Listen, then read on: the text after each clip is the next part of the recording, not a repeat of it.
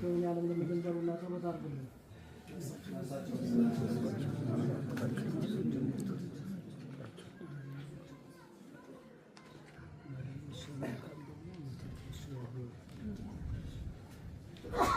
የተከበራችሁ አባቶቻችን ሊቃውንተ ቤተክርስቲያን እግዚአብሔር አምላክ በሰላም አውሎናልና ደግሞ በሰላም እንዲያሳድረን ለጽባው እንዳበቃን ቅዱስ ፈቃዱ ይሁንልን።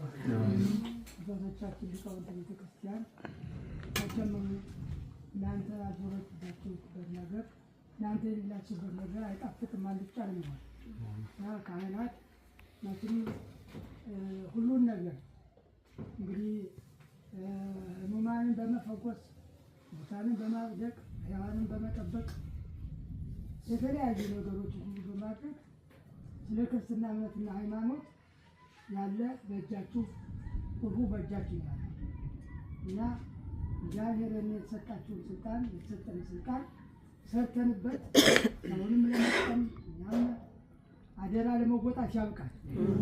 እንግዲህ እኛ ያው ሁሮ መሃሩ ሁሮ ጌታ ሲያዛቸው ሐዋርያትን ቀደም ነቢያት በኋላ ሐዋርያትን አላሰባብትን ይሄ ሁሉ እንግዲህ ያው የተሰጠ አደራ የሕዝቡ አደራ ለካህናት ነው።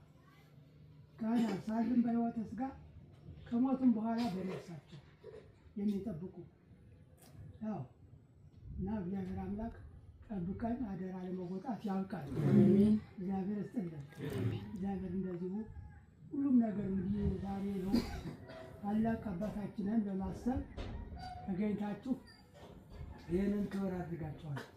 ይሄ ለማንም አይደረግም። እንደዚህ ነው ሰው አረጋውያን በማሰብ ታላላቅ አባቶችን በማሰብ ያው ሙሉ ዳዊት ተደርጎ ራቱ ሁሉ መናው ተፈጽሞ እንግዲህ ዛሬ ቤተሰቦችን ያው የራት ግብዣ አምጥተው ያውዞናል። እነሱ እግዚአብሔር ያቆይልን፣ እግዚአብሔር ያቆይልን። ዘር ቢኖር ነው ሁሉም ነገር ይሰራል። ያለ ዘር እንጊዜም ቢሆን ተደፍኖ ነው የሚቀር።